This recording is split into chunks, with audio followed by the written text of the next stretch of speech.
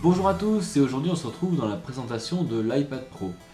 Alors je vais vous faire une petite présentation sur toutes les caractéristiques, sur tout ce qu'il propose, les modèles, tout ceci pour que vous ayez une meilleure approche de cet appareil.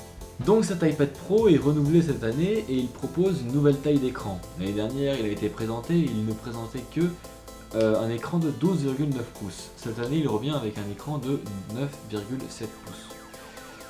Donc ce modèle il présente deux tailles d'écran, le 9,7 pouces à partir de 695 € et le 12,9 pouces à partir de 919 €.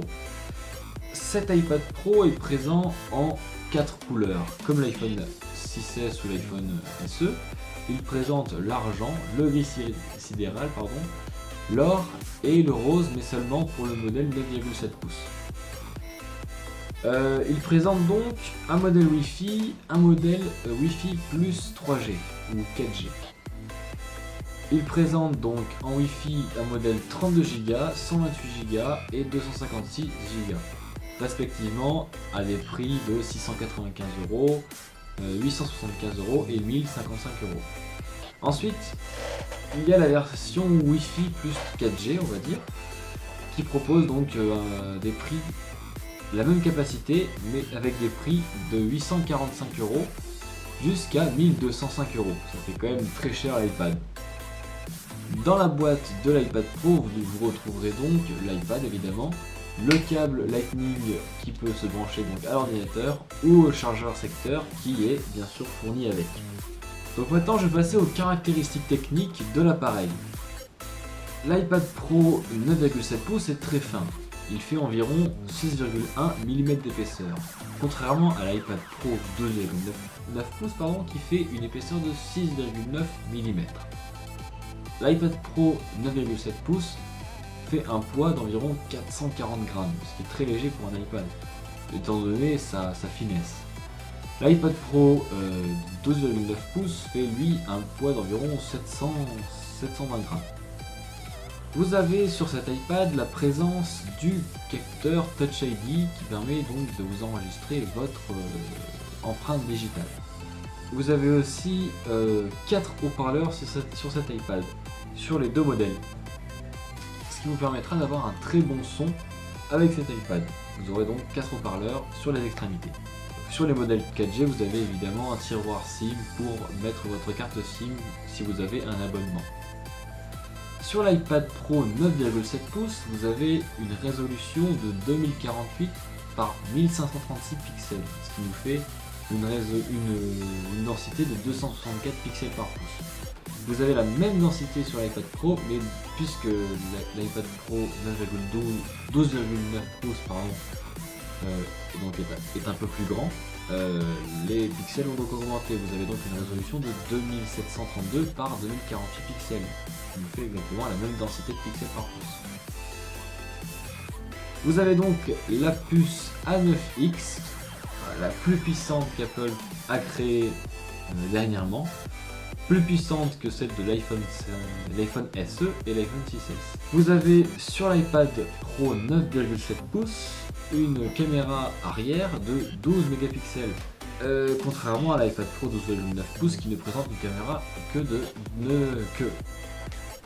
qui présente une caméra de 8 mégapixels. Étant donné sa taille un peu plus grande, c'est normal que la caméra soit moins bonne, puisque vous n'allez pas vous trimballer avec votre iPad Pro 12,9 pouces à l'extérieur. Vous pouvez avec le modèle 9,7 pouces filmer en 4K jusqu'à 30 images par seconde, contrairement à l'iPad Pro où vous en êtes incapable. Mais cependant, vous pouvez filmer quand même en 1080p sur les deux modèles. Vous avez sur le 9,7 pouces une caméra avant de 5 mégapixels, contrairement au modèle 12,9 pouces qui présente une caméra de 1,2 mégapixels. Vous avez donc les deux caméras de l'iPad Pro 9,7 pouces meilleures que celle du 12,9 pouces. Vous avez évidemment sur ces deux modèles la présence de l'assistant vocal Siri. Cet iPad Pro, la particularité, c'est qu'Apple dit qu'il peut remplacer un ordinateur.